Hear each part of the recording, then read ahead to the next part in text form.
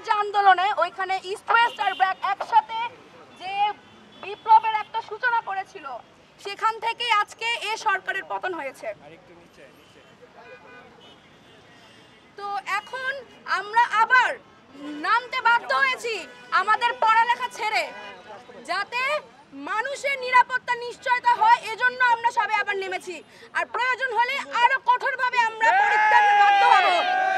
আমার দেশের মানুষ যদি নিরাপত্তাহীনতায় ভুগে, তাহলে এই বিপ্লবের কোনো মানে হয় না।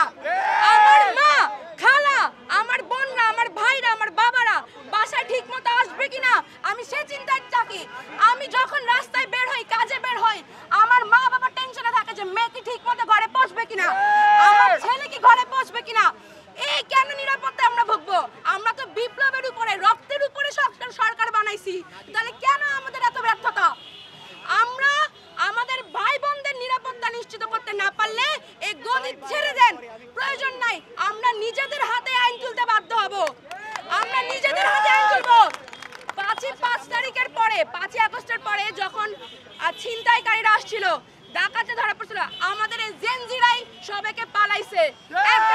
কোনো প্রশাসন আমাদের লাগে নাই। তো আপনারা যদি না পারেন বলেন, আমরা ছাত্রছাত্রীরা আইন তুলে নিব হাতে।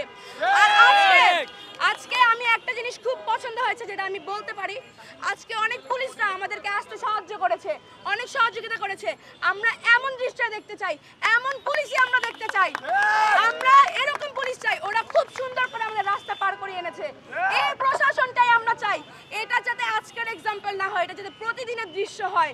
একটা মানুষের সাহায্যের জন্য আজকে আমি সকল পুলিশকে অসংখ্য ধন্যবাদ জানাবো যারা আমাদেরকে সাহায্য করেছেন, এবং আশা করি এদের হাত ধরে এবং আমাদের হাত ধরে সব ধরনের ধর্ষণকারী, ছিনতাইকারী, সব ধরনের ফ্যাসিস্টের কবর ঘাটা হবে। আর আমরা বাধ্য হব। আমার দেশের মানুষের জন্য এক পাও ঠাড় হবে না। আমরা সবাই একসাথে হব এবং দেশের এই বিপ্লবকে আমরা বাঁচাতে বাধ্য হব। আমরা নিজের হাতে আইন যদি আপনারা চান আমরা না তুলি, তাহলে আপনারা এখনই ব্যবস্থা নেন, নাইলে গদি ছেড়ে দেন। আমরা নিজেরা দেখে নেব। এত শহীদের রক্ত যাতে বৃথা না যায়। আমি আমার সবকিছু ত্যাগ করে আমি এখানে এসেছি। ওই সময় আমি সবকিছু ত্যাগ করে, জীবনের মায়া ত্যাগ করে আমাদের ভাই বোনরা নেমেছিল। এটার সাথে আপনারা বেমানি করতেছেন, বেমানি করতেছেন আপনারা। আগে অনেক রেপ হতো, এখন মিডিয়াতে প্রকাশ পেত না। এখন যখন মিডিয়াতে দেখা গেছে একটা দুইটা প্রকাশ পেয়ে মানুষ গিলতেছে, এখন আপনারা একটার পর একটা ধর্ষণের আপনারা পোস্ট দিচ্ছেন। তো এতদিন আপনারা নীরব ছিলেন কেন? এতদিন কেন নীরব ছিলেন? এই যে আপনারা মিডিয়ারা যদি স্বতন্ত্রভাবে কাজ না করেন, তাইলে কখনোই দেশের সংস্কার লাভ হবে না। কারণ একটা মিডিয়াই জাতির সবকিছু। মিডিয়াই হইতেছে স্বতন্ত্রভাবে দেশের জাস্টিস দিতে পারে, কিন্তু আপনারা যদি ঠিকমতো কাজ না করেন তাহলে কোনো লাভ নেই। এটাই বলে বক্তব্য শেষ করব। আশা করি ইনশাআল্লাহ আমাদের এই আন্দোলন বৃথা যাবে না। হয়ে গেছে 7 মাসে আমরা পদার্পণ করছি, কিন্তু এখনো পর্যন্ত আমরা ভালো দিন দেখতে পারি নাই। আমাদের দিন এখনো খারাপ যাচ্ছে। এখনো আমরা ভাতেও মরে যাই, এখনো আমরা পানিতেও মাইর খাই, এখনো আমরা ঘরেও মাইর খাই।